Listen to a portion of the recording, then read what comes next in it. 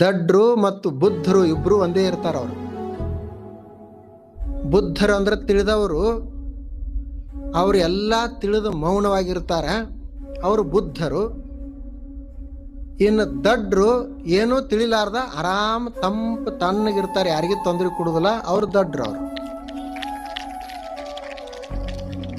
ಇನ್ನು ಏನು ಅರ್ಧಂಬರ್ಧ ಇರ್ತಾರಲ್ಲ, ಅವ್ರು ಹಿಂದಿನವ್ರು ಹೇಳ್ಯಾರ, ಅವರು ತುಂಬಿದ ಕೊಡಾನೂ ತುಳ್ಕಂಗಿಲ್ಲ ಮತ್ತು ಖಾಲಿ ಕೊಡಾನೂ ತುಳ್ಕಂಗಿಲ್ಲ.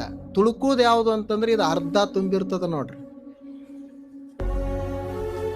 ಖಾಲಿ ಇದ್ದಂತ ದಡ್ಡ ಮನುಷ್ಯನೂ ಏನೂ ಸಮಸ್ಯೆ ಇಲ್ಲ. ಇನ್ನು ಬಹಳ ಎಲ್ಲಾ ತಿಳ್ಕೊಂಡಿರುವಂತ ಬುದ್ಧ ಮನುಷ್ಯನಿಂದ ಏನು ಹಾನಿ ಇಲ್ಲ.